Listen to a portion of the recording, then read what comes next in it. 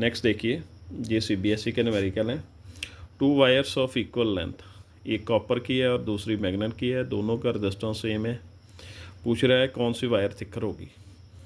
देखिए जी कैसे सॉल्व करेंगे, रजिस्टेंस का फार्मूला लिख लिया जाएगा।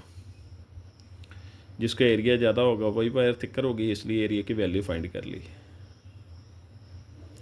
अब देखिए जो एरिया है डायरेक्टली प्रोपोर्शनल टू रजिस्टिविटी आ गया।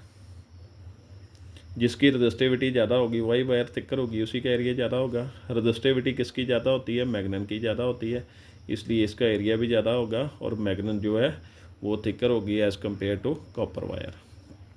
दूसरे न्यूमेरिकल में देखिए, 2 wires of equal cross sectional area, 1 of copper, दूसरी फिर से मैग्नेट दे दी, सेम रेजिस्टेंस है। अब पूछ रहा है कौन सी लॉन्गर वायर होगी, तो वो भी रेजिस्टेंस के फार्मूले से आएगा, R equal to rho L upon ए। अब लेंथ की बात कर रहा है तो लेंथ की वैल्यू निकाल लेंगे क्रॉस मल्टीप्लाई कर। Length inversely proportional to resistivity आ गई। जिसकी रजिस्टिविटी ज़्यादा होगी उसकी लेंथ क्या होगी, कम। तो रजिस्टिविटी किसकी ज़्यादा है, मैग्नेट की ज़्यादा है, तो इसकी लेंथ क्या होगी, कम होगी। और कॉपर की लेंथ क्या होगी, ज़्यादा हो जाएगी। कॉपर वायर लॉन्गर होगी as compare to magnet wire. उसके बाद देखिए ये ग्राफ वाला क्वेश्चन है। Graph showing the variation of current versus voltage, current और वोल्टेज में ग्राफ बता रही है। मटेरियल कौन सा है, गैलियम आर्सेनिक मटेरियल है, ये ग्राफ दे रही है। और फर्स्ट पूछ रहा है नेगेटिव रेजिस्टेंस, नेगेटिव रेजिस्टेंस इस कर्व में कहाँ होगा और ओहम्स लॉ कहाँ ओबे करेगा। ये देखिए ये कर्व जो है ये इस तरफ नेगेटिव, पहले ऊपर की तरफ है फिर नीचे की तरफ आ गई। DE क्या होगा, नेगेटिव रेजिस्टेंस होगा। ये कर्व जो है वो नेगेटिव है। ओहम्स लॉ कहाँ पर ओबे करेगा, B और C में ओहम्स लॉ ओबे करेगा, क्योंकि जहाँ पर स्ट्रेट लाइन है इसलिए जो है करंट है डायरेक्टली प्रोपोर्शनल टू क्या होगा, वोल्टेज, इसलिए ओहम्स लॉ जहाँ पे ओबे करेगा B और C के बीच में। अब नेक्स्ट देखिए,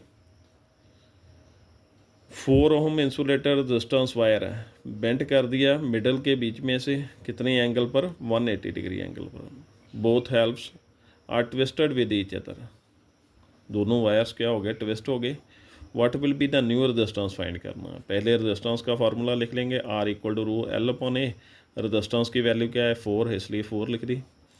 अब उसने मिडल में से वायर को ट्विस्ट कर दिया था तो लेंथ क्या हो जाएगी, हाफ, और एरिया क्या हो जाएगा, डबल हो जाएगा। अब फिर से रेजिस्टेंस का फार्मूला लिखा जाएगा,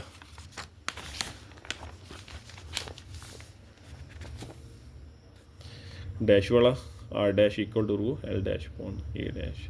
लेंथ देखिए आधी हो गई, हाफ हो गई, और एरिया डबल हो गया था। अब 2 नीचे आ जाएगा तो 4 बन जाएगा। ये फर्स्ट वाली वैल्यू बन गई, रू L अपॉन ए। ये देखिए ये वैल्यू बन गई रो L अपॉन ए, 4 है वैल्यू इसकी। रेजिस्टेंस का फार्मूला ही बन गया, रेजिस्टेंस की वैल्यू क्या है, 4 है, तो 4 डाल दी, ये R की वैल्यू आ गई, 4 डाल दिया, 4/4 क्या हो गया, 1 हो गया। और रेजिस्टेंस बाद में कितना रह गया, 1 जो है वो रह गया। ये थे आज के न्यूमेरिकल। Thank you. अगर वीडियो मेरी आपको अच्छी लगती है तो इसे शेयर कीजिए। Thank you.